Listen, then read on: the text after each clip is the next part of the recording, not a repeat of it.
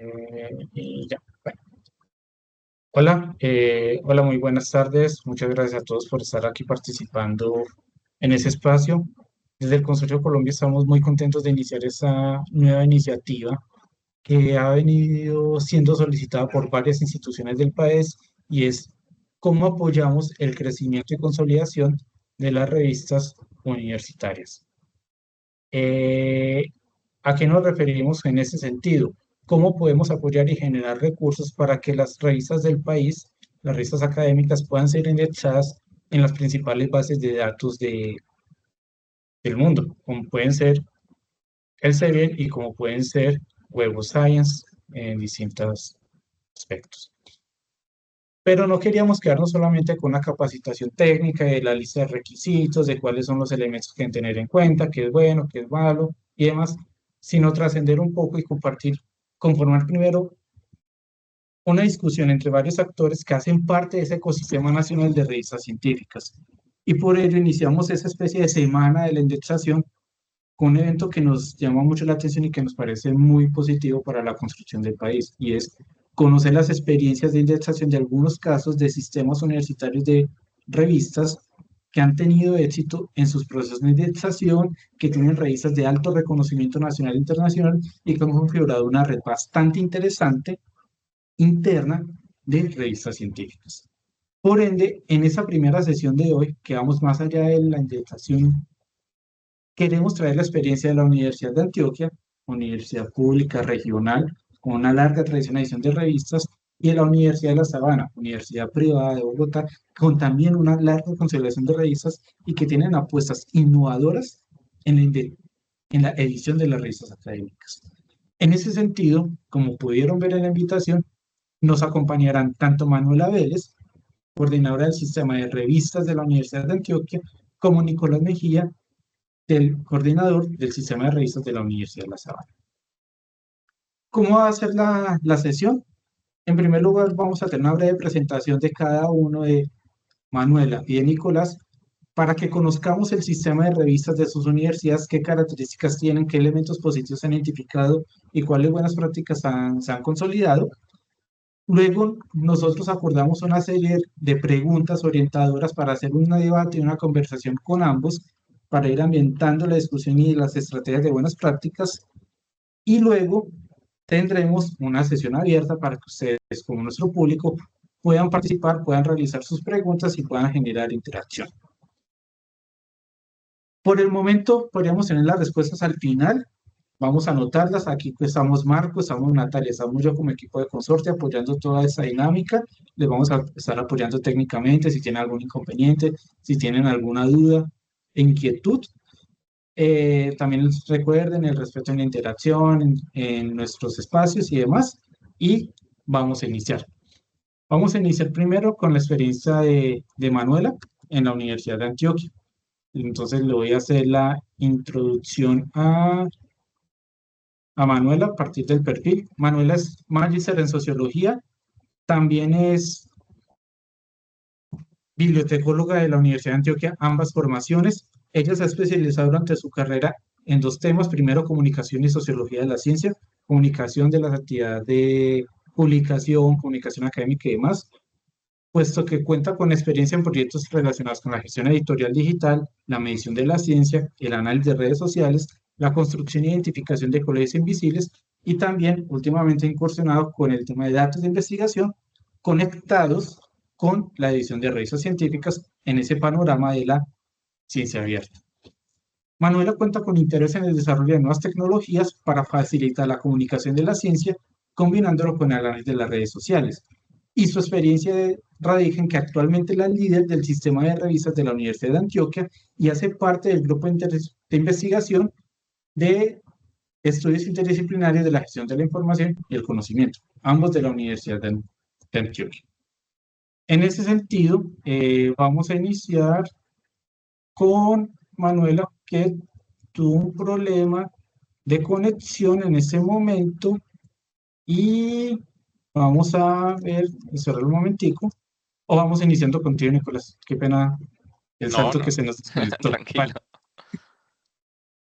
Entonces, Nicolás es comunicador con énfasis en producción editorial de la Universidad Javeriana. Desde el 2018 es el coordinador de revistas de la Universidad de La Sabana y desde el 2022 también es embajador de Crossref. Crossref es una de las plataformas mundiales en sistemas de información para la ciencia. Por ende, él apuesta a las iniciativas de ciencia abierta y promueve los beneficios de estas iniciativas en entornos académicos y de investigación. Además de la gestión editorial, también trabaja con datos derivados de productos académicos para la toma de decisiones, bibliometría y gobernanza de la ciencia y la investigación. Entonces, Nicolás, te damos la palabra, ¿vale? Muchas gracias, César, y gracias a todos los asistentes. Voy a compartir pantalla para la presentación. La verdad que es un placer poder compartir con todos ustedes cuáles son las estrategias que hemos venido haciendo en la Universidad de La Sabana. Antes de eso, ¿se está escuchando bien? ¿Se está transmitiendo bien la presentación? Listo, muchas gracias. Sí, entonces para mí es un placer poder compartir las experiencias que hemos tenido nosotros en la Universidad de La Sabana con las revistas científicas y cómo hemos venido articulándonos también con los propósitos de la universidad para proyectar las revistas en su impacto, en su visibilidad, en su divulgación, porque siempre son unos retos fuertes que enfrentamos cada año para mantenernos a flote, pero también para estar intentando medirnos, mejorar en las buenas prácticas, mejorar en todas las nuevas actualizaciones que ocurren en el campo de la investigación, en el campo de las publicaciones académicas, porque las revistas siempre se están moviendo muy rápido, son muy ágiles, están siempre están cambiando constantemente, se están midiendo constantemente y asimismo pues nosotros tenemos que también tener una capacidad de reacción como desde los equipos editoriales y desde la parte de la coordinación de las revistas. Entonces, las revistas que tenemos en la Universidad de La Sabana, que son revisadas por pares, son 7. Primero está Aki-chan, que es de la Facultad de Enfermería y Rehabilitación, que inicia su publicación en 2001 y publicamos 32 artículos al año aproximadamente. Y está indexada en Scopus, también en Publindex y también hace parte de varios CIRES que son afines a su disciplina. Por otro lado está el Anuario Iberoamericano sobre Derecho Internacional Humanitario, que es de la Facultad de Derecho y Ciencias Políticas, que inicia en 2020 y en promedio publica 11 artículos al año. Es una revista que es coeditada con la Pontificia Universidad de Piura, en Perú, y cuenta con el apoyo de la Cruz Roja Internacional. Esta es una revista que está nueva y que seguimos ahí publicando. De la misma facultad está Dicaion, que publica, que hace parte de Scopus desde 2020, perdón ahí el error. En promedio publica 11 artículos al año. También hace parte de bases de datos que tienen que ver con la indexación de su contenido en Derecho y en Filosofía del Derecho. Eh, Educación y Educadores, que es de la Facultad de Educación, publicada desde 1997. En promedio estamos publicando entre 5 y 6 artículos por número. También está en Publindex, Cielo, Redalic. Palabra Clave, que es de la Facultad de Comunicación, que comienza su publicación desde 1996. En promedio estamos publicando entre 40 artículos al año. También hace parte de Publindex, es Scopus, pero esta se suma al Emerging Sources Citation Index de Web of Science, que es que no hace parte del core de Web of Science, pero que hace parte como de la base de datos anterior a poder ingresar al core de Web of Science. Está la revista Persona y Bioética de la Facultad de Medicina y Departamento de Bioética, publicada desde 1997. Publicamos en promedio 2 artículos al año. Y la última revista, que también está en Scopus, es una coedición que tenemos con la Universidad Austral en Argentina y la Universidad Panamericana en México, y que también hace parte de Scopus. Comienza su publicación en 2013 y en promedio publica 60 artículos al año. Por otro lado, la universidad desde hace unos 2 años está promoviendo las revistas estudiantiles dentro de las facultades y se han consolidado dentro de la universidad 2 revistas estudiantiles que son de la Facultad de Derecho y Ciencias Políticas y de la Facultad de Filosofía y Ciencias Humanas. Entonces, en general tenemos estos datos. Son 7 revistas científicas, 2 estudiantiles, 4 están indexadas en Publindex, 4 en Scopus y una en el Emerging Sources Citation Index. Entonces, Hay nosotros en la Universidad de La Sabana tenemos como una distribución de los equipos de trabajo muy bien consolidado. Por primera parte están los editores en jefe, que son el espíritu de la revista. Nosotros nos enfocamos mucho en la formación, en la selección de estos editores para que ellos estén formados en los ecosistemas que tienen que comenzar a, a impactar, ¿no? Porque está desde la gestión editorial, la selección de los artículos que nos llegan a la revista, los tiempos de respuesta, la asignación, el contacto con los autores y la asignación a pares. em, También tenemos los editores asociados, que son los que acompañan a los editores en jefe. Este modelo no ocurre en todas las revistas. Este modelo lo tienen solo Palabra Clave y Dicaion, pero de la facultad, de cada una de las facultades, elegimos unos profesores que acompañan el proceso de la revista y quienes son unos expertos temáticos que acompañan las ediciones del editor.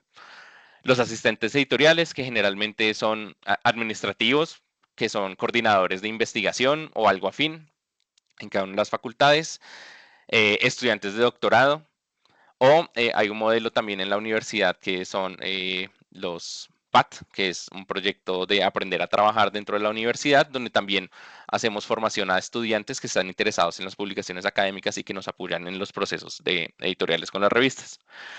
Los editores de sección son una figura que utilizamos cuando hacemos convocatorias temáticas, monográficas de algunos temas, y son los encargados de hacer toda la convocatoria sobre el tema que se quiera tratar ese monográfico.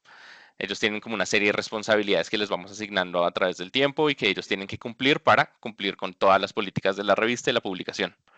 Y está la coordinación de revistas científicas, que se encarga, pues, sobre todo de la gestión editorial, del manejo de la plataforma de gestión editorial de la revista, de las revistas, la visibilidad, el análisis, el impacto, la divulgación de la ciencia, y todo esto articulado con los equipos de trabajo, con las facultades, con los decanos, con las vicerrectorías de investigación, etcétera. Entonces, ¿qué estrategias quiero compartirles brevemente de lo que hemos hecho? Lo primero es el Open Journal Systems es la mano derecha de nosotros, pero para que esa mano derecha funcione bien, implica también, pues, tener bien configurada pues, todos los soportes que tiene el OJS por medio de complementos o plugins. Estos plugins nos permiten tener muchos beneficios cuando estamos teniendo el proceso editorial y la publicación de los artículos. Por un lado está la posibilidad de comenzar a tener plugins con identificadores persistentes, como es el ORCID, o tener el ROR, el ORCID, que es los identificadores persistentes para los autores, y que los autores vinculen su cuenta de ORCID con el artículo que está en proceso editorial. El ROR para la unificación de los nombres se traduce el Research Organization Registry, que es los identificadores persistentes, pero para organizaciones. También se puede activar dentro del OJS, y que los artículos también estén vinculados con el DOI correctamente. Todo el proceso editorial, pues, tiene que ver también con una buena formación en ética en las publicaciones. Nosotros, si bien no somos miembros de COPE aún, estamos pensando en serlo, nos guiamos por las prácticas que ellos tienen. Utilizamos mucho la plataforma de COPE para ver casos que ocurren dentro de las publicaciones científicas, y muchas veces los casos en COPE nos ayudan a resolver cuestiones éticas que ocurren cuando estamos en el proceso editorial. Yo creo que una de las más comunes que tenemos es que, avanzado el proceso editorial, hay un cambio solicitan un cambio en la institución del autor. COPE tiene casos ya resueltos sobre este tipo de comportamientos para que nosotros podamos utilizarlos para dar nuestro como decisión sobre lo que está pasando en ese envío. Utilizamos también herramientas de detección de similitudes, Authenticate, por medio de Crossref, que ellos tienen un servicio que se llama Similarity Check, que a la larga utiliza Authenticate. Y con eso también, pues, nosotros formamos a los equipos editoriales para que estén capacitados para utilizar la herramienta. Y tomar las mejores decisiones, detectar casos que pueden ser, que pueden tener malas prácticas de autores referente a de pronto una posibilidad de plagio en las publicaciones. Por otro lado, todo el tema de los metadatos académicos y los beneficios que tiene el OJS de poder ser interoperable con otras aplicaciones, con otras plataformas, entre ellas Crossref, que cosecha, que por medio del depósito del DOI y para los artículos, pues permite que los datos queden ya a la larga abiertos dentro cumpliendo con unos estándares de publicación, con unos estándares de datos que están bajo infraestructuras abiertas. También nos permite el acceso abierto. Nosotros el modelo casi que por excelencia colombiano recae muy bien en el acceso abierto diamante, porque nosotros no cobramos ni suscripciones, ni a los autores por la publicación del artículo, ni al lector por consumir alguno de los artículos que publicamos. Por otro lado, también hay un módulo en el OJS que te permite ya de una vez entrar a indexar, pues no indexarte, sino que Google Scholar te adicione dentro de sus búsquedas. Y pues todo lo que tiene que ver con un ecosistema de ciencia abierta a través de las publicaciones, el acceso abierto y las distintas licencias que uno puede tener. Entonces, estos beneficios se pueden ver cuando uno publica un artículo. Podemos ver que la autora Beatriz Feijo, en el momento que adiciona su ORCID, el hecho de que nosotros tengamos el plugin hace que ella pueda, cuando publicamos el artículo, se actualice solo su ORCID. Las veces cuando ocurre esto, si los autores no tienen que darle los permisos a las distintas plataformas para que hagan esas actualizaciones automáticas. En este caso lo hace Crossref, pero en otros casos, como se hizo el vínculo a través del OJS, dirá a través del Open Journal Systems. Nosotros hacemos unas estrategias que están supremamente enfocadas, centrados en los usuarios. Los usuarios los entendemos como revisores, los entendemos como los investigadores que envían sus artículos a la revista, pero también los lectores o cualquier otro interesado que entre a nuestra plataforma. Entonces, eh, trabajamos mucho en ser claros en nuestras políticas editoriales, en ser claros en los enfoques, los alcances que tienen las revistas donde los usuarios van a enviar sus artículos y delimitar muy bien cuáles son esas temáticas que nosotros consideramos a la hora de recibir artículos. Asimismo, como les hablaba al principio, estar un poco como pensando en qué es lo que está pidiendo las publicaciones académicas a través del tiempo en cuanto a estándares de publicación. Y tenerlas articuladas dentro de nuestras listas de comprobación de preparación de artículos. Es importante, nosotros utilizamos en la universidad, además de las recomendaciones de que los artículos estén publicados en otras revistas o que hayan sido enviados a otras revistas, también utilizamos una declaración de originalidad que nos permite saber de antemano, pues, que el autor nos diga a nosotros que el artículo, pues, él está declarando su originalidad, tenemos un formato, tenemos también, a partir de junio, implementamos un documento de contribuciones de autoría credit.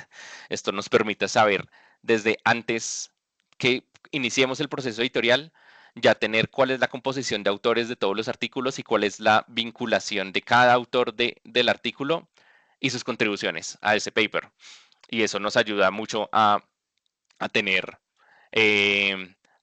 pues esa información y que no ocurran otros aspectos éticos como los que les mencioné antes, que tienen que ver con una adición de un autor en un proceso, cuando ya está avanzado un artículo en su proceso editorial. También un documento de responsabilidad de transparencia que tiene unas 7 secciones que hablan sobre la financiación del artículo, una sección de financiación del artículo, em, los datos de la financiación, los agradecimientos, si los datos de la investigación están abiertos y en dónde, un montón de responsabilidades que tiene el autor cuando publica un artículo y que nosotros estamos pidiendo anticipadamente para poder cumplir con todas estas exigencias. Eh, Además de esto, pues bueno, aquí nosotros estamos vigilando constantemente qué es lo que envían nuestros autores en nuestro JS y si lo están haciendo bien para que podamos requerirlo con anticipación. Para nosotros es importantísimo contactarnos con los autores constantemente.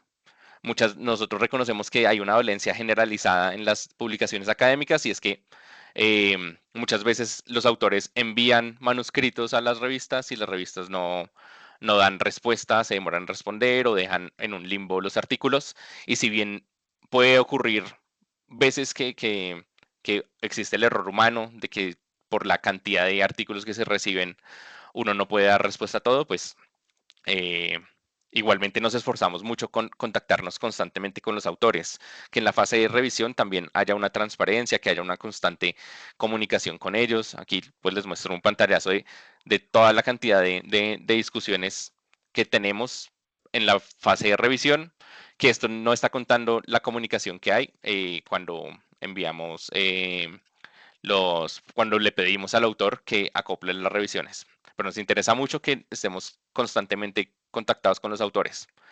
Todo esto hace parte como de poder darle la tranquilidad a los autores y esto trae muchos beneficios porque habla de la calidad de la revista,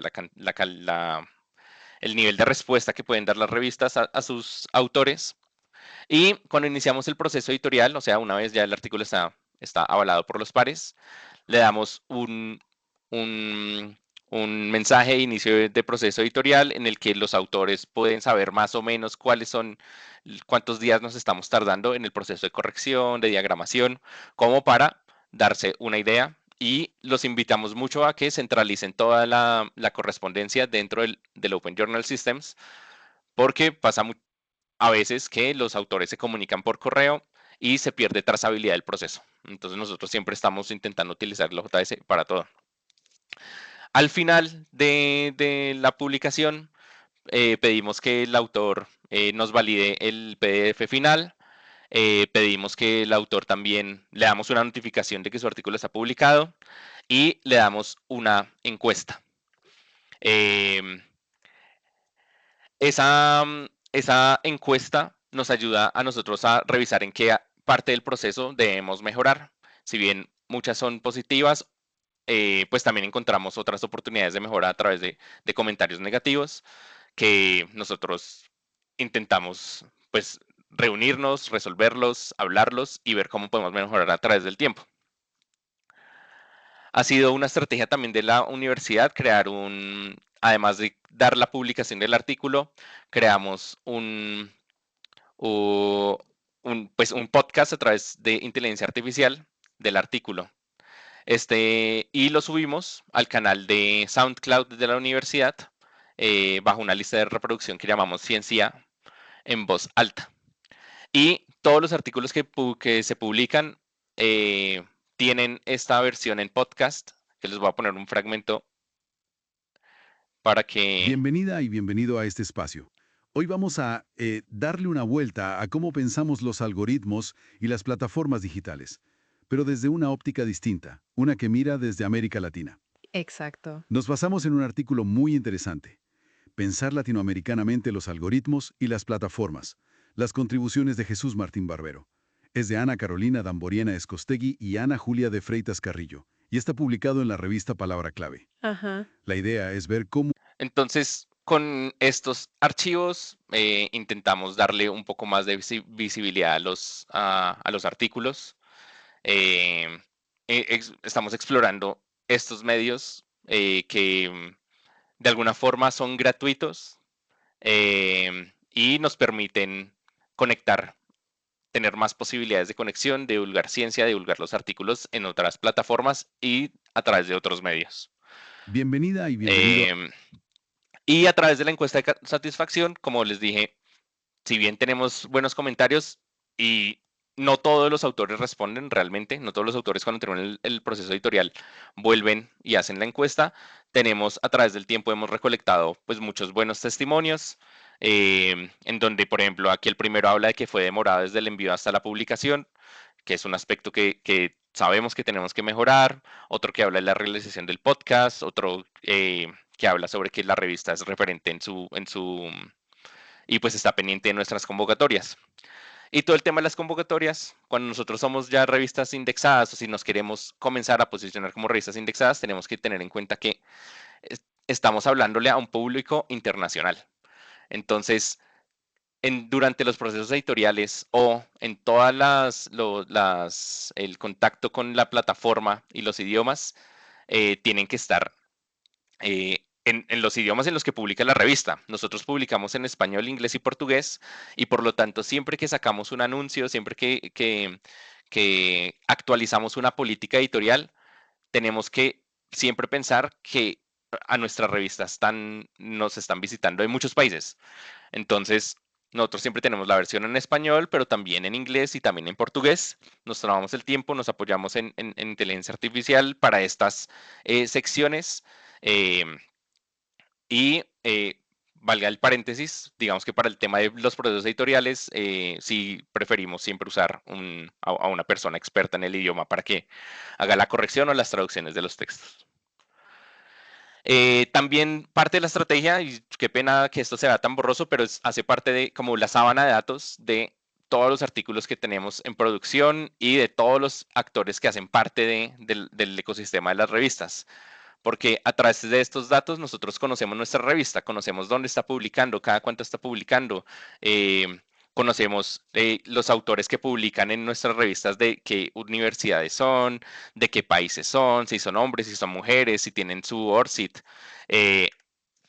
Si los evaluadores, aquí nosotros también recolectamos la información de los evaluadores y pues también sabemos cuánto es el total de evaluadores que estamos asignando, cuántos dieron respuesta, de dónde son.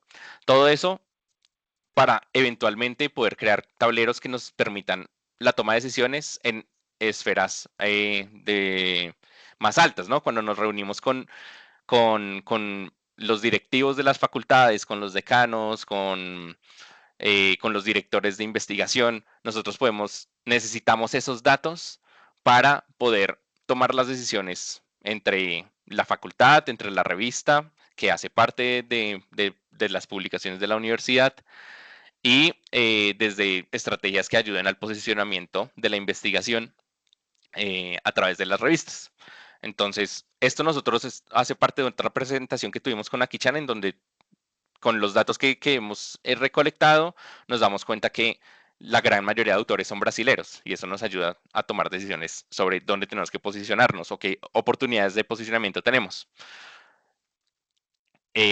Cuáles son las universidades que más que publicamos, etcétera. Y todo esto que les acabo de decir ayuda a que a la larga los autores tengan una buena sensación de publicación con la revista, porque a la larga se trata también de cómo ese voz a voz con tus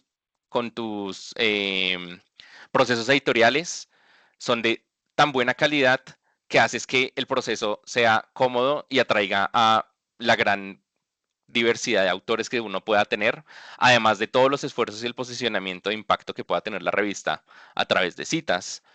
Entonces, para las revistas que están indexadas en Scopus, es muy importante estar constantemente midiendo el impacto. Ya de antemano nosotros tenemos unas buenas prácticas en la gestión editorial, entonces eso se puede homologar. Digamos que la Universidad de La Sabana, la capacidad de las revistas, si tenemos 4 que están en Scopus, las otras 3 siguen con los mismos lineamientos de calidad y tienen todo el potencial para estar en Scopus. Lo que falta es medir el impacto, cumplir con nosotros cuando estamos aquí, digamos, palabra clave están en Scopus, nosotros nos gusta mucho estar mirando de dónde provienen las citas, cuáles son nuestros artículos más citados. Si estamos en Scopus, nosotros podemos hacer esto, podemos saber de dónde vienen las revistas donde nos están citando, podemos saber, hacer estrategias para saber cuáles son los autores que más citan mi revista y por lo tanto, por el hecho de conocerla, nosotros podemos ver si de pronto, en este caso, no sé, Freire Sánchez puede ser una persona que podamos incluir dentro de nuestro comité científico o comenzar a hablar más con las personas que nos hablan. Saber que la gran mayoría de documentos que nos están citando vienen de España. Eso también nos deja ver el posicionamiento internacional de la revista. Pero si ustedes no están en Scopus y sus universidades tienen una afiliación con Elsevier para acceder a Scopus, ustedes pueden hacer búsquedas avanzadas de su revista así no esté en Scopus. Entonces lo hacen por medio de búsquedas avanzadas bajo el Reference Source Title, que quiere decir que Educación Educadores, cuando la citan en un artículo que está en Scopus y la base de datos encuentra Educación Educadores, me va a encontrar los artículos que están siendo citados de esa revista, así no esté en la base de datos. Entonces, con esto nosotros también podemos hacer un análisis de nuestras revistas para saber qué tanto nuestra revista la están consultando en esta base de datos, en Scopus. Eso también se puede hacer en Web of Science si tienen la suscripción. Y la idea es que ustedes tengan unas rutas que les permita ver el impacto de sus revistas en otras bases de datos y nos permitan tomar decisiones sobre dónde queremos ir, qué disciplinas nos están publicando, nos están citando. A la larga es eso. Y abordaremos más, por supuesto, en la siguiente sección. Muchas gracias. Vale, Nicolás, muchas gracias por tu charla. Es muy interesante el modelo editorial que ha diseñado la Universidad de La Sabana, con su analítica en datos, con la experiencia del usuario que tiene para los distintos investigadores. Estoy seguro que varios de las personas participantes, que eran más de 100 personas, estamos muy contentos por esa asistencia. Vamos a aprender mucho. Ahora sí, le damos la palabra a la coordinadora del sistema de revistas de la Universidad de Antioquia, Manuela Vélez, que nos va a compartir una experiencia bastante interesante de cómo ha venido proyectándose las capacidades editoriales de la universidad en los últimos tiempos y qué estrategias de apoyo han implementado para la institución. Entonces les dejo con Manuela, bibliotecóloga y magíster en sociología de la universidad. Muchas gracias, César. De antemano, disculpas a todos porque estoy intentando encender la cámara, pero tengo algunos inconvenientes en este caso para acceder a ella. Por favor, me confirman si están viendo mi presentación en este momento y si me Ya escuchan bien. estamos viendo tu Perfecto. presentación, te escuchamos bien. Entonces, adelante. Listo. Muchísimas gracias, César.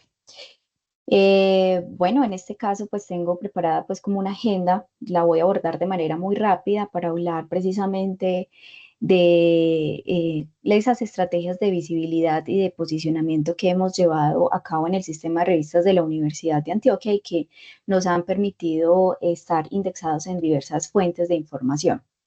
Antes de iniciar quisiera partir recalcando algo muy importante y es que las revistas científicas son un eje estratégico de prestigio institucional. Realmente estas son la carta de presentación académica e investigativa de una institución ante el mundo y actúan como esos canales oficiales para difundir ese conocimiento que es validado por los pares, fortaleciendo de esta manera esa credibilidad y ese prestigio institucional, incluso aunque los mismos autores e investigadores de la misma universidad, generalmente por asuntos de endogamia, no pueden publicar allí. En este sentido, las revistas no solamente van a documentar esos avances científicos, sino que también van a fomentar esa colaboración interinstitucional, consolidando de esta forma redes académicas, posicionando la universidad como un referente confiable y también como un referente en esas áreas de conocimiento que están siendo editadas por la institución. En este caso, como contexto de nuestro sistema de revistas, nuestro recuento es desde 1910, con el surgimiento de nuestra primera revista, que es Estudios de Derecho.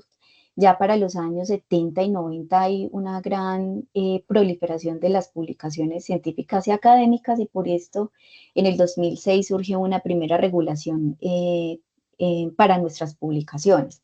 Pero solamente hasta el 2018 se plantea y se crea lo que se conoce hoy como el Sistema de Revistas de la Universidad de Antioquia, el cual es un engranaje complejo que más que prestar un simple servicio de apoyo a la edición de revistas, es una envergadura mucho más grande y por eso ello se plantea como objetivo de establecer un ecosistema de edición digital, ecosistema porque entendemos desde la universidad las revistas como organismos vivos los cuales están permeados por diversos elementos del entorno, como por ejemplo las bases de datos regionales o las bases de datos indexadoras internacionales. Lo pensamos en el marco de la edición digital porque precisamente es a lo que estamos llamados en estos tiempos, y que permita mantener unos estándares de calidad que están basados en esos criterios de calidad de la indexación de bases de datos internacionales y también regionales, para que esto nos permita tener mayor visibilidad y mejor impacto.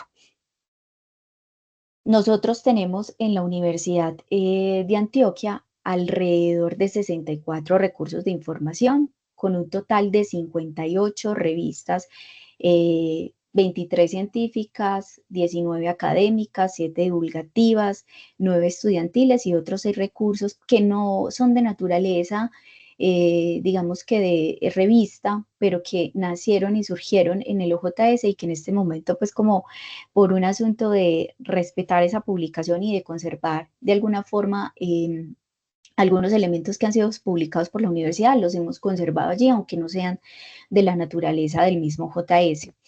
Esta misma diversidad de publicaciones que tiene la universidad nos muestra que tenemos diversas clases de periodicidades, entre ellas una que es muy importante en la actualidad, que es la continua. Desde el año pasado hasta este año hemos venido incentivando a que las revistas científicas y académicas piensen un poco este asunto de la periodicidad y digamos que por los mismos asuntos de las exigencias de tener una periodicidad siempre al día, de cumplir precisamente con este criterio, de empezar a generar esa visibilidad de esos contenidos sin esperar a que esté todo un número completo. Entonces hemos incentivado y motivado que se empiece a gestionar una periodicidad continua. Y tenemos revistas en todas las áreas de conocimiento, desde ciencias exactas, ingeniería, salud, ciencias sociales y humanidades, y unas misceláneas que son revistas divulgativas que tiene nuestra universidad. Entonces, por eso son misceláneas. Estamos indexados, en este caso, en Publindex. Tenemos 14 revistas indexadas allí. En Scopus también tenemos 14 revistas indexadas. Y estamos con 11 revistas en una de las colecciones de WOS, que es el Emerging Sources Citation Index, sin contar que básicamente nuestras revistas, la gran mayoría, las que de pronto no se pueden ver acá en estas gráficas de indexación, sí lo están en otras bases de datos regionales que para nosotros también son importantes, como DOAG, como Cielo, como Dialnet, como Latindex, como Clase, como Periódica. Entonces, como lo pueden ver, nuestro sistema de revistas es bastante robusto, pero de las 36 revistas que podrían estar indexadas, 27 de ellas lo están. Visitas a nuestro portal. Básicamente, en el primer semestre de este año hemos recibido en nuestro JS 1.851.776 visitas, principalmente desde Colombia, México, España, Perú, Brasil, Ecuador, Estados Unidos, India, y haciendo una especie de búsqueda de los sistemas de ciencia y tecnología más importantes del mundo, hemos encontrado que 10 de estos países más prestigiosos han consultado de alguna forma el contenido de nuestras revistas de la universidad. Esto nos habla de una importancia, de un reconocimiento de lo que estamos haciendo y de cierta manera de un prestigio de ese sello editorial que tenemos en la Universidad de Antioquia con la gestión de nuestras publicaciones científicas. Estas visitas y esta localización geográfica de las visitas las sacamos específicamente de nuestro portal, pero es probable que desde diferentes bases de datos pueda arrojar información diferente y complementaria. ¿Cuáles son los actores que integran entonces el sistema? Un comité central de revistas que nos apoya en la toma de decisiones. Tenemos un nivel central de apoyo con 4 profesionales, alguien que se encarga de la gestión, de las asesorías, de los cursos y de la indexación, alguien que se encarga de la curación de datos y enriquecimiento de metadatos, que es fundamental para todos los asuntos de visibilidad e interoperabilidad. También alguien que hace la marcación XML también los doy, y gestiona los fondos, que son unos recursos financieros de apoyo a nuestras publicaciones. Tenemos un ingeniero que nos ayuda con todo el soporte técnico, las actualizaciones y las asistencias en nuestro JS, y están todas las dependencias y unidades académicas y revistas con otros apoyos financieros y con 300 horas en el plan de trabajo para cada uno de los editores. Bueno, nuestro sistema de revistas tiene una estructura de funcionamiento. Tenemos una gobernanza que nos permite tener una regulación y también de alguna forma una institucionalización en la misma universidad. Esta misma gobernanza nos ha permitido crear otros elementos necesarios para la gestión editorial, como es la política de ética, también todo lo que tiene que ver con el crossmark, con la corrección y retractación. También se creó una política alrededor de esto, manuales y guías de apoyo a los editores. También tenemos unas capacidades que están más enfocadas en todos los cursos, todas las asesorías, todo lo que tiene que ver con la actualización de bases de datos como Cielo, Redalic y Idealnet, o todo el apoyo a la indexación. Tenemos una tecnología de soporte que nos ayuda a ir cumpliendo estándares de calidad y de visibilidad, como lo es el DOI, el Crossmark, el Crosscheck para validar el plagio, el software de gestión editorial, y también la herramienta de PKP para hacer preservación digital. Y también tenemos algunos indicios de evaluación que nos permiten también estar monitoreándonos y tomar decisiones basadas en los datos para la mejora continua de nuestras revistas. Acá voy a mencionar algunos logros que ha tenido el sistema de revistas que están muy relacionados con el tema que nos convoca hoy, que es la visibilidad y la indexación. Cada uno de estos logros ha apuntado precisamente a esa mejora de nuestras revistas y a potencializar esa visibilidad que tiene y esa indexación. Lo primero es esa articulación que se dio entre la biblioteca y la Vicerrectoría de Investigación para realmente establecer ese ecosistema de edición digital, o sea, el sistema de revistas. Esto ha permitido que los recursos de alguna forma se potencialicen y permitan darle un mejor apoyo y un mejor soporte a los editores de nuestra institución. Hemos tenido actualizaciones del OJS. Este es también nuestra herramienta principal. Tener un OJS actualizado, un OJS al día, mejora la interoperabilidad, mejora la seguridad, la usabilidad del portal, y también facilita que esos metadatos que en las versiones 2 eran tan difíciles de diligenciar, en este caso sean más completos y más compatibles también con sistemas de indexación como lo es DOAJ, como lo es Scopus, como lo es WOS. También en estos logros que apuntan a esa visibilidad, contamos con el cambio de dominio en el portal. Nosotros antes teníamos un dominio donde era UDA@ revistas, entonces no se identificaba en el enlace o en el link de cada revista el nombre de la revista, o sea, no había una identidad propia, y esto causaba algunos inconvenientes a la hora de hacer todo el proceso de indexación, porque parecía que no fuera como un enlace confiable o una fuente confiable y segura. Entonces, al hacer este cambio de este dominio, esto permitió también que muchas de las revistas pudiesen seguir con sus procesos de visibilidad y de indexación de una mejor manera. Creamos cursos al OJS y manuales de apoyo al editor que nos han permitido fortalecer esa capacidad interna y también de alguna forma asegurar que las revistas que acceden a estos cursos y a estos manuales mantengan unas prácticas editoriales muy conscientes y que estén también alineadas con esos criterios de indexación internacionales.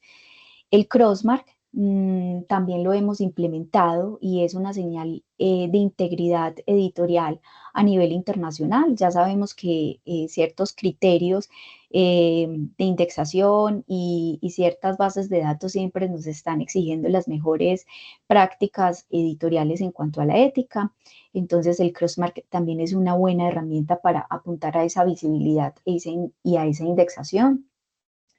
Tenemos también un protocolo de diagramación. Esto nos ha permitido de alguna forma tener una presentación, una estructura equilibrada, ayudando precisamente a que las revistas también cumplan unos estándares de indexación, porque sabemos que digamos algunas nos exigen que estén las licencias dentro de los PDF o los HTML o los XML, que todos los enlaces estén activos, que puedan contar con el DOI, que puedan tener el crossmark como un botón realmente. Entonces todo esto pues se ha implementado y se cuenta con este protocolo de diagramación, independientemente de que cada revista cuente con una imagen particular. También construimos un código de ética. Sabemos que cualquier base de datos siempre nos va a solicitar como criterio el código de ética para reforzar esa transparencia y ese cumplimiento ético. También hemos tratado de crear una comunidad de práctica gracias a un evento que tenemos cada año. Ya llevamos 2 años con este evento que realizamos con la Escuela Interamericana de Bibliotecología, donde trabajamos con todos nuestros editores, tratamos de resolver asuntos muy importantes para cada uno de nuestros editores, compartimos cuáles son esas prácticas que tenemos y que nos han servido desde diferentes disciplinas y desde diferentes áreas que se editan en la universidad. Y es un espacio muy interesante y muy enriquecedor para todos los editores para compartir y conocer esas experiencias. Realizamos el histórico de los DOI, incluso hasta 1910 con la revista de Derecho. Sabemos que los DOI bien gestionados garantizan esa localización y esa persistencia de los artículos y que también de alguna forma es un requisito esencial para la indexación de nuestras revistas. Y lanzamos un visor de HTML que permite precisamente pues como que estos otros formatos se puedan visibilizar de mejor manera, que los usuarios puedan consultar desde otros formatos la revista. Y sabemos que estos formatos pues interoperan muchísimo más con todas las bases de datos. Entonces el lanzamiento del visor fue una excelente estrategia también para la visibilidad en este caso. Les voy a mostrar acá entonces algunos ejemplos que tenemos desde la visibilidad, desde lo académico. En este caso, la internacionalización de autores y revisores es algo que nosotros comentamos todo el tiempo y recomendamos a nuestros autores, a nuestros editores. En este caso, esta revista, por ejemplo, estos últimos números trató de tener muchos más autores de otras latitudes y de otras regiones. Entonces, en este número especialmente encontramos artículos de Brasil, artículos de Argentina, también un poco de Colombia, artículos de México, y si nos vamos a la presentación o al dossier, también notamos o identificamos que nuestra editora Auralizet Reyes trabajó en una coedición con el profesor Julián Cauba de la Universidad de Sao Paulo. Estas son unas excelentes prácticas que también nos permiten alcanzar, digamos que otras latitudes o reforzar esas comunidades de práctica que tenemos o esas comunidades académicas que están en otros lugares. También es necesario un consejo editorial internacional. Siempre motivamos a que nuestros equipos editoriales puedan tener unos embajadores o unos representantes externos, especialmente internacionales. Siempre se ha cuestionado, digamos, que estos comités estén conformados por personas internas de la institución editora. Yo siempre he pensado que hay que guardar unas proporciones, puede ser un 20% interno y un 80% externo, porque igual también hay que reconocer que dentro de nuestras instituciones hay personas que son líderes en ciertos campos. Entonces, ¿por qué no tener a estos grandes representantes en nuestros consejos editoriales? Y en estas prácticas desde lo académico es fundamental la originalidad y el aporte científico. Siempre es publicar esas investigaciones con novedad, con relevancia y con alto potencial de citación, ¿cierto? Otras prácticas desde lo editorial. Acá tenemos la periodicidad regular y sostenida, cumplir siempre puntualmente con esa frecuencia que nosotros declaramos. No basta solamente con publicar, hay que hacerlo puntualmente, y eso es una directriz que cualquier índice, cualquier base de datos siempre la pone sobre la mesa.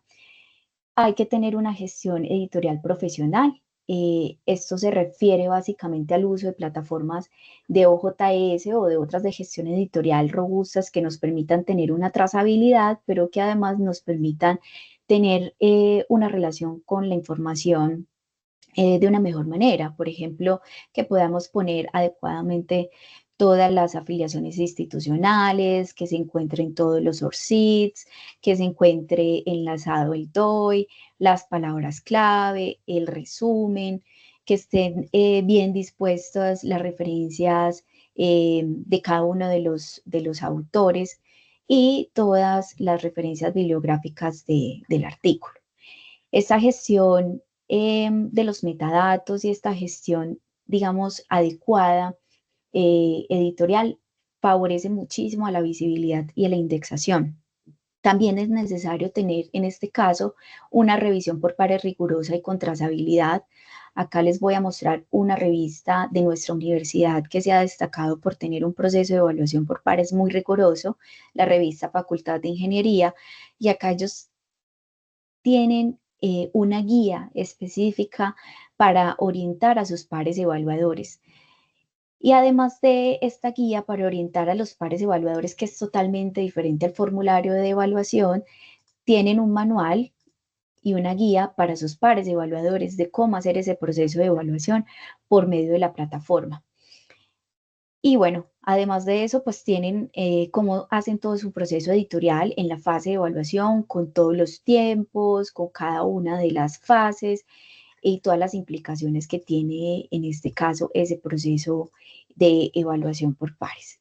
Tener códigos de ética y buenas prácticas alineados específicamente con organismos internacionales, COPE, por ejemplo, o el ICMJE para las áreas de la salud. Siempre la ética y las buenas prácticas editoriales y la transparencia editorial van a ser fundamentales para cualquier proceso de visibilidad y de indexación.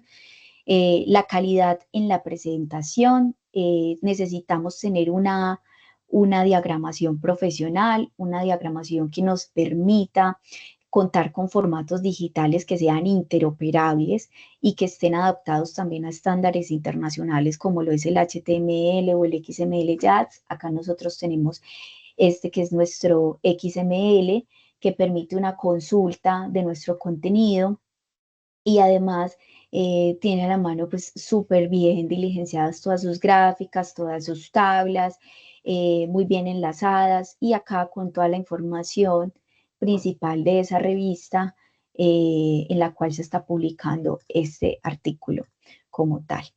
La preservación digital, ya les mencioné un poco lo de clocks, lo de logs y también la preservación digital, especialmente nosotros la hemos venido haciendo con PKP, pero con unos recursos que nos ganamos del ministerio la empezamos a hacer con clocks. Y el bilingüismo es saber, según las necesidades de mi revista, en qué otros idiomas puedo publicar. No es necesario que las revistas nos volquemos totalmente a publicar en inglés. Pero si yo estoy entendiendo que en mi contexto y en mi revista están consultando desde otras latitudes y basados como en esos estudios métricos, por ejemplo, como nos lo mostraba Nicolás, sabemos que hay una comunidad académica angloparlante, entonces en este caso podríamos repensarnos un poco cómo incorporar otros idiomas a nuestra publicación. Por ejemplo, esta revista hasta hace poco publicaba solamente artículos en español, porque era la revista de filosofía colombiana, pero haciendo un análisis precisamente de quién los estaba leyendo, de quién los estaban citando, ellos empezaron a incorporar contenidos también en otros idiomas, que tenemos en inglés y en español, y de esta manera incluso lograron entrar a Scopus y indexarse pues como en Scopus. Tenemos prácticas de citación y visibilidad. La curación de contenidos y de los metadatos es fundamental. Siempre que nosotros publiquemos, se hace indispensable que esa publicación final que está en estos formatos de lectura como el XML, el HTML, el EPUB, el PDF, el OJS pueda dar cuenta de ese contenido que está allí. Entonces, curar esos metadatos es de entrada garantizar que la casa de la revista, que es el OJS, pueda tener una interoperabilidad mayor y pueda tener una visibilidad. Cuando nosotros no hacemos una buena gestión de metadatos, es posible que desde nuestras mismas plataformas estemos ocultando la información. Referencias bibliográficas de calidad, que sean actualizadas, que sean pertinentes, provenientes de fuentes de alto impacto, y esto es contingencial en la actualidad porque sabemos que la inteligencia artificial está fabricando referencias, entonces hay que tener mucho cuidado con la revisión de estas referencias. Hay que revisar realmente que sí provengan, en este caso, reitero, de fuentes confiables. La promoción post publicación es fundamental también para generar visibilidad desde otros medios o otras perspectivas. Acá traigo a cuenta un fondo editorial de nuestra universidad que está haciendo una excelente labor en cuanto a divulgación de sus contenidos. Acá nos trae en cuenta un post que nos habla de Urabá en 4 escenas que nadie había contado y que están inmersas en un libro que ellos editaron, y nos cuentan que fue la autora María Teresa Uribe de Hincapié, que es editado por la Universidad de Antioquia, que las temáticas que se van a tratar son del caucho y la madera, sobre el boom bananero, sobre misiones y Estado, frontera armada, y también da esa recomendación de por qué leer ese libro. Incluso nos deja acá el enlace para poderlo consultar. Y todo esto lo ha hecho también con ayuda, es hecho con ayuda de inteligencia artificial, evidentemente supervisado por la persona que edita estos libros. Y al final nos muestra dónde podemos incluso por medio de un QR leer este contenido de esta obra. También la optimización para buscadores en SEO y académicos. En SEO académico es necesario que podamos tener títulos claros, resúmenes estructurados, palabras claves relevantes, que sean palabras clave normalizadas. Yo sé que esto puede sonar muy reiterativo en muchas de las conferencias que se dan, pero realmente cuando tenemos títulos muy extensos, superiores a 25 palabras, hay algunos buscadores que cortan esos títulos y no permiten que el título se alcance a leer en su totalidad. Y eso, para una recuperación de información, es muy grave porque inicialmente cuando un investigador va y consulta en las bases de datos, selecciona por título, palabras clave y resumen. Y si nosotros no tenemos unas palabras clave normalizadas, ni siquiera vamos a tener una buena oportunidad de ser rastreados.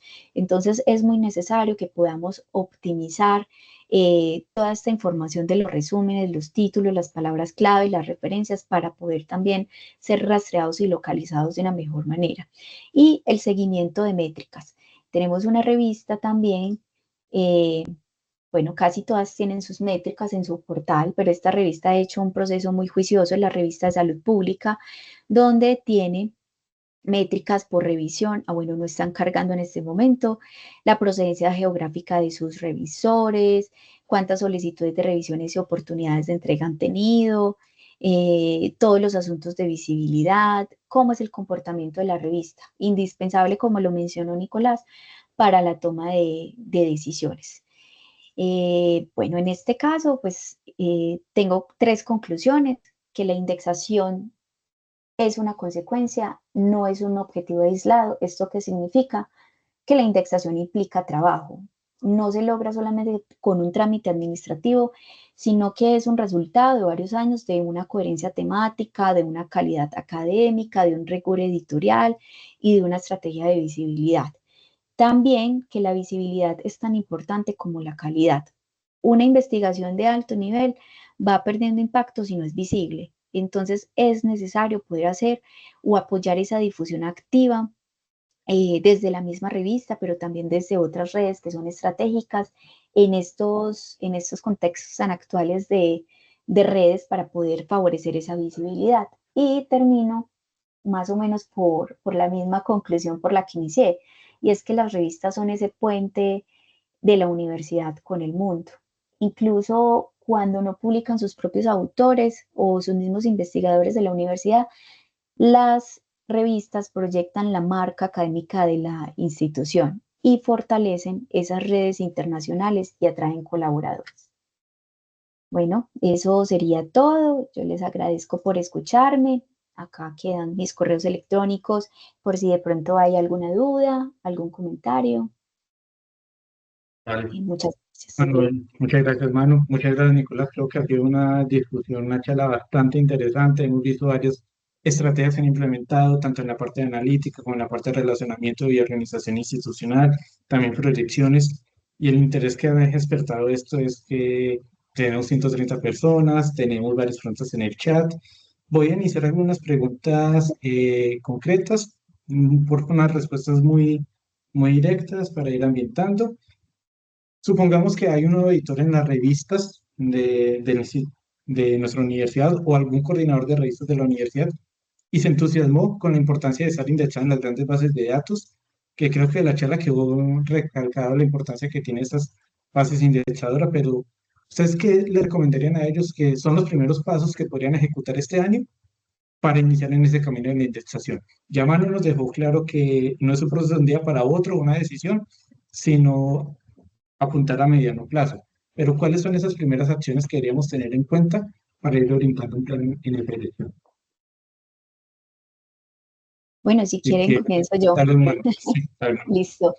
Bueno, como lo pudieron ver tanto en la presentación de Nicolás como en la mía, la plataforma JS. Primero es tener una muy buena gestión de la plataforma JS porque esta, además de ser una plataforma de gestión editorial, permite tener una muy buena trazabilidad de los procesos, ¿cierto? También Nicolás lo mencionó, es tener una muy buena comunicación con cada uno de los actores del proceso editorial y con cada uno de los roles, específicamente con los autores, que se les pueda dar cuenta específicamente de cómo está su artículo y que ellos puedan tener una gestión eficiente de sus documentos. En la actualidad hay muchos autores que se quejan porque nuestras revistas se demoran más de un año en publicar y esto no puede ser posible. O sea, si nosotros podemos tener un proceso trazable, medible por medio de nuestra plataforma JS, también podríamos pensar estrategias de optimización de ese flujo o ese proceso editorial que nos ayuden precisamente a llegar a una indexación. Es importante que empiecen a gestionar identificadores como lo son los DOI, el ORCID, el ROR, ¿cierto? Esto también nos potencializa mucho y nos ayuda a ir mejorando en la calidad, que podamos tener una muy buena construcción de nuestras políticas editoriales y que seamos consecuentes con esas políticas editoriales, ¿cierto? No es que tengamos solamente allí un código de ética y que esté súper lindo y amplio el código de ética, sino que también lo cumplamos y que sepamos cómo gestionar o dirimir cualquier asunto ético que pueda presentarse en la revista. Entonces, que podamos ser consecuentes y coherentes con lo que tenemos en la página, pero también con todas nuestras acciones. Y yo creo que es fundamental pensarse inicialmente en la indexación en bases de datos regionales. O sea, para mí el hecho de empezar a pensarse en estar indexados en DOA, en estar indexados en Latindex, en Redalic, proporciona que las revistas vayan abonando ese camino para estar en estas bases de datos como WOS, como lo es Scopus, porque ellas también tienen unos criterios de indexación y son bases de datos o índices rigurosos de cierta manera. O sea, ellos manejan también unos criterios de calidad que son importantes. Entonces también le ayudan a ir perfeccionando ese proceso editorial a todos los editores y a ir posicionando la revista también porque van generando esa visibilidad una vez estén allí, que ya sabemos que Scopus y Voz pues tienen unos criterios de selección bastante rigurosos, pero también de alguna forma se basan en la cantidad de citas que tenemos para poder estar allí. Entonces creo que se podría hacer una buena ruta. Vale, muchísimas gracias, Manu. Nico, ¿qué opinión tienes? Eh, Estoy totalmente de acuerdo con Manu, por supuesto que sí. Yo le sumaría eh, una experiencia que tuvimos en la universidad que es muy bonita y tiene que ver también lastimosamente con el fallecimiento de uno de los editores de una de las revistas de la universidad, que es Educación y Educadores. Ese editor fue su creador, básicamente, y fue el que mantuvo la revista por todos los años que lleva la revista, más de 20 años en publicación. Entonces llegó una nueva editora. Esa nueva editora tuvo que llegar a organizar la casa. Entonces yo creo que ese sería como el primer punto. ¿Cómo está nuestra revista? ¿Cómo está, si está cumpliendo la periodicidad? Eh, digamos que en las reuniones que teníamos con la editora veíamos cómo se estaba comportando la revista en cuanto a lo que estaba publicando, si esos alcances temáticos estaban correspondiendo con lo que se venía publicando para poder comenzar a proyectarnos. ¿Por qué? Porque en la medida que nosotros reconocemos que la revista tiene un posicionamiento dentro de su disciplina, dentro de sus áreas temáticas, nosotros podemos saber cuáles son los artículos que debemos prestarles más atención. Entonces, organizar la casa, saber qué artículos necesitamos para darles continuidad en el proceso y poder darles una confianza a los autores que van a publicar con la revista es uno de los primeros retos, porque las bases de datos de indexación, Scopus, Web of Science, tienen unas normas claras. La gran mayoría de revistas cumplen con los requisitos iniciales, ¿sí? Tienen su ISSN, tienen su título, tienen, pues si están en OJS, pues ya están publicando en español, tienen los formularios en inglés, pero después de eso está el tema del impacto. Entonces nosotros también tenemos que tener las capacidades de saber cuál es el impacto de nuestra revista, si nuestra revista está siendo citada también por revistas que están en esas bases de datos. Y eso se puede hacer de muchas formas, pero yo creo que la principal es conociendo la revista. Digamos que pongo de ejemplo esa tabla que les mostré en la presentación, porque a la larga esa tabla nos permite ver quiénes son los autores que publican con nosotros, si tenemos la suficiente diversidad eh, de otros países, si necesitamos complementar con nuestro comité editorial o científico para comenzar a garantizar experticia en ciertos campos temáticos y poder comenzar a contactar a las comunidades académicas que se forman alrededor de la revista para, eh, para ver si lo que estamos publicando, poder proyectarlo y complementarlo, ¿no? Porque a la larga uno entra a esas bases de datos por el impacto también que tiene la revista a través de las citas. Listo. Muchas gracias. Creo que es muy pertinente esos dos comentarios, sobre todo por un tema y es en la línea de cómo nos vamos a proyectar hacia el futuro. Y lo que quisiera preguntar es una pregunta doble, y si quieres iniciamos contigo, Nico, es ¿cuáles identificas que son las principales tendencias que queríamos tener en cuenta en las sesiones de revistas y todo el ecosistema de investigación? ¿Y cómo podemos conformar una red de apoyo para adaptarnos colectivamente a esas tendencias? Incluso creo que ya en las preguntas que nos han hecho hay una que se está repitiendo mucho, que se podría mencionar, pero aparte de esa de la IA, ¿cómo podemos trabajar colaborativamente para adaptarnos a esa tendencia y otras que se puedan venir? Buenísimo. Yo creo que las tendencias que tenemos que tener en cuenta tienen que ver con... Nosotros miramos mucho a las mejores revistas.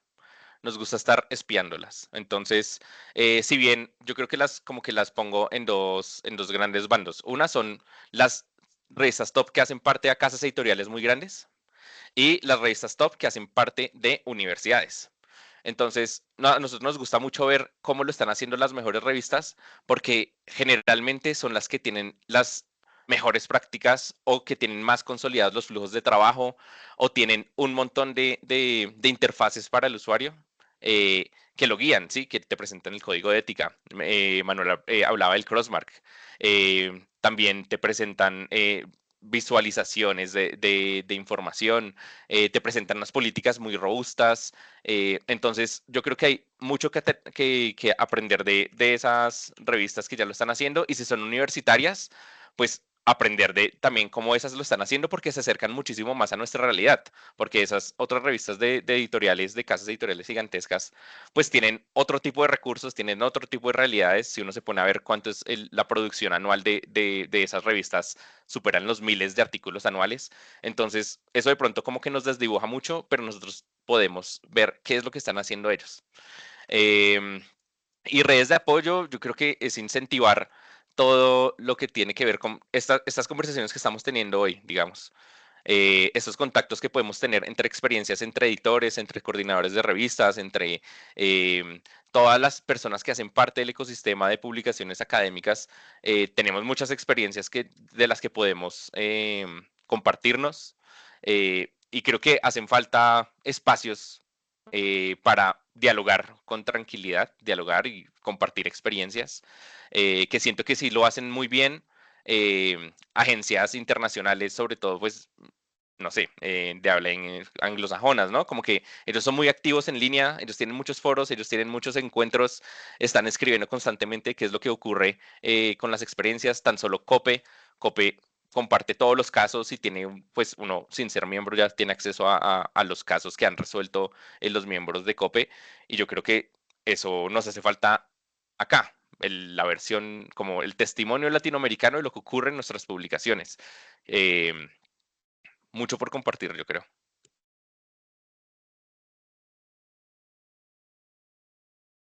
Vale, muchas gracias, Nico. Creo que es muy sintético, muy clara la línea que nos planteas. Manu, ¿cuál es tu opinión? Bueno, en cuanto a las tendencias, pues evidentemente el uso de la inteligencia artificial, yo sé que es algo polémico en este caso, porque haciendo un rastreo de cómo está haciendo la aceptación de la inteligencia artificial a nivel internacional y también un poco a nivel regional, en cuanto a las revistas científicas, lo que se ha encontrado es que han hecho una satanización del uso de la inteligencia artificial. Eh, pero yo tengo una perspectiva un poco diferente frente al uso de la inteligencia artificial y a mí me parece que sí es importante empezar a incorporar herramientas, no para suplir a los autores, evidentemente que no, ni para suplir el rol que tiene el editor como esa figura que representa en esencia la revista, pero que también hace esos filtros rigurosos, y tampoco creo que vaya a reemplazar en totalidad pues a los pares evaluadores, pero sí creo que a partir de la inteligencia artificial podemos implementar algunas herramientas para aumentar esa eficiencia del proceso editorial, para reducir tiempos, para hacer algunos otros procesos. Por ejemplo, ahorita lo mostré con una publicación de un fondo editorial que genera los contenidos divulgativos. Entonces, es saber cómo usar estas herramientas a favor de las mismas revistas, ¿cierto? Eso sería pues como una tendencia que veo muy clara y muy marcada. También la diversificación de los equipos editoriales y los nuevos roles, precisamente personas que nos ayuden a hacer como es todo este marketing editorial digital basados en estas nuevas tecnologías y nuevas plataformas que cada vez cambian más y que tienen unas exigencias totalmente diferentes, pero también si nos vamos un poco al lado tradicional, por ejemplo, ¿por qué no pensar en, no sé, en estas personas que hacen análisis de datos o que gestionan datos de investigación? Porque también en la actualidad estamos viendo cómo especialmente en Colombia, ya en otras regiones ya van un poco más adelantados, por no decir que muy adelantados, pero nosotros nos estamos pensando ahora cómo enlazar esos datos de investigación con nuestros artículos y con nuestras revistas. Entonces estamos viendo también que hay una diversificación de esos equipos editoriales. También, digamos que muy de la mano con la inteligencia artificial es la creación de contenidos que sean interactivos, que sean inmersivos, que nos ayuden a explorar esos artículos de una manera diferente, ¿cierto? Pero también de pronto a publicar esos contenidos quizás de una manera diferente o llevarlos de una manera diferente. Creo yo que serían unas buenas tendencias para mencionar. Y en cuanto a la construcción de esas comunidades de práctica, yo creo que podría hacerse algunas alianzas, por ejemplo, en este caso, nuestra universidad, nosotros tenemos una gran ventaja que tenemos la Escuela Interamericana de Bibliotecología, entonces hemos trabajado en conjunto con la escuela, con una sublínea en edición de investigaciones que se reúne, que trabaja en pro de la edición, en pro de las mejores prácticas, que propone eventos, que tiene charlas, que se reúne, que comenta, y por esto también decidimos crear ese evento específico para nuestras revistas donde ellas comparten precisamente todas sus necesidades, pero también todos sus logros y todo lo que le puede servir a las otras revistas. Eso sería, César. Gracias. Listo, Ale, muchísimas gracias. Creo que hay unas dinámicas bastante interesantes y que en conclusión es buscar los espacios, ya sea crear los distintos espacios o construir las redes para generar esos espacios para compartir las buenas experiencias que tenemos. Voy a ir orientando algunas preguntas en el chat. Hay algunas que son muy específicas que de pronto les pediría el favor a Manuela y a Nicolás que puedan responder directamente en el chat, de pronto las aplicaciones que utilizan o algunas dinámicas técnicas y poder pasar a unas preguntas un poco más de discusión. Hay una que me parece interesante y tiene que ver para Nico principalmente, es la vinculación de los estudiantes de doctorado dentro de los procesos de las revistas, porque creo que es una dinámica diferencial que no he visto tanto en otras publicaciones. No sé si nos puedes compartir cuáles son sus funciones o cuál es el reconocimiento que reciben los estudiantes por su participación. Perfecto, César. Es un modelo que queremos implementar ampliamente en las revistas, porque las revistas se vuelven en un espacio también de formación muy pertinente para doctorandos, para personas que están haciendo maestrías. Em, el modelo es, sobre todo en la revista Akichan, que es la revista de la Facultad de Enfermería y Rehabilitación. eh, Hasta, yo creo que le quedan 2 meses a la estudiante de doctorado que nos ha acompañado durante casi 2 años en su formación y apoya a la editora jefe, a todos los procesos que tienen que ver con la recepción de los artículos, con la asignación de pares, con velar por todo el contenido toda esa curaduría que hace la editora cuando recibe un artículo, cuando le da el aval para que pase a revisión. eh, la estudiante de doctorado apoya todos esos procedimientos que tiene la editora, ha aprendido de publicaciones académicas en sí, ha aprendido de todas las estrategias que tenemos internas en la universidad y creemos que eso hace parte de la formación en su doctorado, en conocer este ecosistema, en conocer también qué está ocurriendo con las revistas, cuáles son, cómo se está moviendo todo esto, pero asimismo, ella desde su propio conocimiento también está ayudando a los procesos editoriales de la revista. Entonces, ella tiene dentro de los comités, por supuesto que su voz y su voto, que se tiene muy en cuenta y nos acompaña constantemente a todas las estrategias que hacemos para la revista. Y con base en esta buena experiencia, lo hemos querido replicar en otros doctorados, por supuesto, de facultades que tienen una revista, para que asimismo podamos seguir utilizando esta figura y podamos seguir viendo cómo las revistas también tienen un posicionamiento en la institución como un espacio de formación en los posgrados. Vale, muchísimas gracias, Nico. Bastante interesante esa estrategia. Vamos con una pregunta que es una pregunta polémica, que es un tema que ha sido discutido últimamente. Ambos recalcaron bastante o hicieron énfasis en que la mayoría de las revistas, sé que no todas, pero la mayoría se han ido por un modelo diamante. Quisiera preguntarles algo muy concreto y es sobre esa estimación que hizo Shimago en cuanto al APC potencial de las revistas. ¿Qué reacción ha generado en su comunidad de editores? Si lo han reaccionado, si no ha sido tan discutido y en general, más o menos como el ecosistema de revistas que ha tenido una reacción frente a ese cambio que hizo Shimago.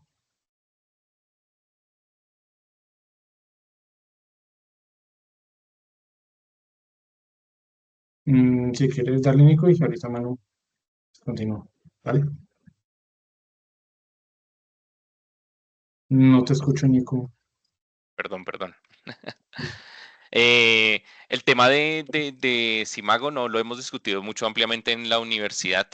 Eh, yo creo que lo que nosotros podemos reflexionar mucho de esto es que igualmente el modelo diamante, o sea, las revistas colombianas nacieron diamantes, entre comillas, ¿no? Sino que después en el plan S entra en Europa y comienzan a catalogar cuáles son las revistas diamante y cuáles no. Pero nosotros, las revistas colombianas han sido siempre por tradición revistas que no cobran APCs y pues que siempre han sido sostenidas por las instituciones. Hasta hace poco que hubo una convocatoria, o por lo menos la que yo me enteré, de revistas en donde hubo unos recursos importantes para indexación, la del Ministerio de Ciencia, bueno, el MinCiencias, la convocatoria 921 y la 1041. Y con esas, pues, pudimos comenzar a tener un poquito de fondos para pensar la revista de otra forma y no solo para sustentar la producción editorial, que muchas veces los presupuestos se piensan solo para soportar corrección de estilo, diagramación, HTML, marcación, etcétera. Y hasta ahí, pero pues la revista necesita muchos recursos más. Entonces, el modelo diamante tiene esas cosas en Latinoamérica que siempre van a estar soportados por la universidad, siempre vamos a depender de un presupuesto de también. La crisis de las universidades también nos ha pegado mucho en cuanto al crecimiento y las proyecciones que podemos hacer internamente. eh, hasta el punto que es posible que se piense a ver si yo no conozco acá, pero de pronto el modelo de acceso diamante oro, Ujú. donde no sé hasta qué punto sea, comenzamos a pensar en las revistas como un espacio también donde podemos recaudar dinero a través de APCs, y siguiendo el mismo formato, pero pues cobrando a los autores por el proceso editorial y que esos mismos recursos que da la universidad para las revistas, pues tengamos un poquito más de flexibilidad para invertirlos en temas más estratégicos y de posicionamiento que muchas veces terminamos haciendo un poco como con las uñas, ¿no? Como con los esfuerzos y como con las ganas de que las revistas se posicionen, pero sin un rubro fijo que soporten esa continuidad. Listo, vale, gracias. Y justamente planteaste la pregunta porque hay una revista de la Universidad de Antioquia que sí tiene modelo, entonces dale mano. Listo, sí. Mira, esto no es muy discutido por nuestras revistas realmente, porque muchas de ellas pues se plantearon y surgieron en el modelo diamante. Incluso la única que cobra, en este caso a veces en la universidad, también surgió siendo una revista diamante. Lo que pasa es que por todos los asuntos de financiación y luego después de lograr, digamos que estar muy bien rankeada, ella se pensó una PC, pero no es una PC muy elevado, es una PC eh, que está pensado, se hizo un mapeo en este caso de la revista, pensando cuánto le cuesta la corrección de estilo, cuánto le cuesta la diagramación, cuánto le cuesta pues como algunos servicios puntuales, y basado en esto destinó una tarifa que es $220 por la publicación de cada artículo, ¿cierto? Que no es algo pues muy elevado, sino que le permite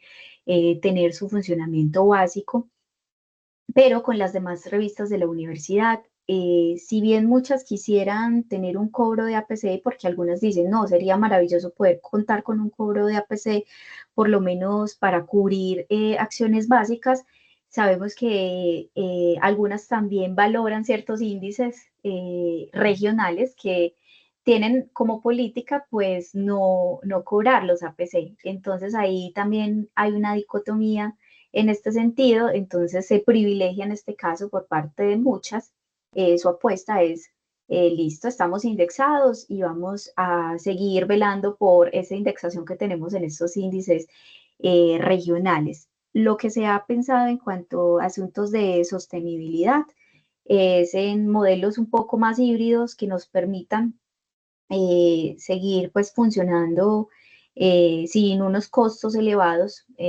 garantizando unos servicios básicos editoriales gratuitos para los editores, corrijo para los autores, pero quizás en algún momento cobrar, por ejemplo, por las traducciones. Esto lo hace otra revista nuestra que no cobra por la publicación, pero por los asuntos de traducción que son tan elevados y más en su área de conocimiento que es la salud, ella sí le indica a sus autores que envíen el certificado del artículo con la traducción oficial. Entonces allí ahorran un costo que para ellos es muy alto. Eso sería. Vale, listo, mano. Le agradezco mucho. Voy a hacer una última, no sé, todavía también, no, una última pregunta que creo que es bastante interesante. Por ahí ya tocamos el tema de financiamiento, que ese creo que será uno de los temas más que siempre nos preocupan las revistas, pero quisiera apuntar sobre otra dificultad grande que tienen varias de las revistas y tiene que ver también con el tema de evaluación, pero quisiera apuntar sobre esas estrategias de internacionalización, de adopción de otros actores, sobre todo para incrementar la cantidad de artículos que reciben nuestras revistas, porque en algunos campos del conocimiento, algunas revistas, sobre todo las que no están indexadas bajo Pulindex, tienen ese reto de conseguir autores. ¿Qué recomendaciones y qué estrategias han visto ustedes para superar esa barrera? Eh, bueno, empiezo. ¿Sí hace Listo. tú? Dale, Manuel. Bueno, este, yo antes de estar en el sistema de revistas de la universidad, yo trabajaba con una revista en un área muy competitiva porque es el área de la salud y ella perdió su categoría en Publindex, ¿cierto? Que sabemos que para nuestro país es súper importante este índice bibliográfico nacional por asuntos de cumplimientos de objetivos y bueno, cumplimientos pues como de otros elementos que tienen con las universidades y los grupos de investigación y demás. ¿Qué pasó? Que en ese caso, entonces bueno, la revista también se atrasó un poco, empezamos un proceso de identificar a partir de las métricas que tenía la revista, cuáles eran esos países y esas instituciones que más estaban consultando nuestra publicación. Nos dimos cuenta que nos leían mucho desde Venezuela, que nos leían mucho desde Argentina, desde Perú, desde Ecuador. Entonces empezamos a construir una base de datos de grupos de investigación que trabajaban específicamente esas temáticas que la revista editaba. ¿Para qué? Para primero mostrarles la revista, ¿cierto? Y luego mostrarles la revista, hacer este proceso de estamos en convocatoria, estamos recibiendo artículos, y empezamos como un proceso de conquistar o reconquistar esos públicos objetivos de la revista. Y una vez logramos como capturar por medio de estas mismas redes artículos, vimos que desatrasamos la revista y logramos estar con una periodicidad al día con artículos totalmente internacionales, lo cual nos proporcionó que al año siguiente, que fue convocatoria de Publindex, pudiésemos volver a estar indexadas y reforzamos el asunto de las bases de datos regionales. ¿Por qué? Porque para un colombiano es muy importante, digamos, estar en Publindex, pero para un brasilero, un brasileño, para un mexicano es importante estar en Cielo, pues más importante para ellos estar en Cielo. Entonces, digamos que fue un trabajo conjunto con ese público objetivo, un trabajo muy arduo editorial con, digamos, con el equipo, con la editora y con la asistente en este caso, y también apuntando a esos índices y a esas bases de datos, una vez que logramos capturar todo este contenido. Dale, gracias, hermano. Nico.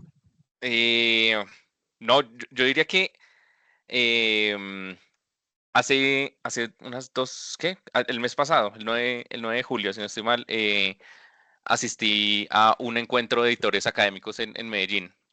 En una de las conferencias hablaba uno de los invitados, se llamaba Rafael Repiso, y nos puso a reflexionar mucho a los editores de la universidad, porque en algún momento mencionaba que los investigadores que están pues en su momento de investigación, en todos sus años de investigación, están buscando las revistas de alto impacto.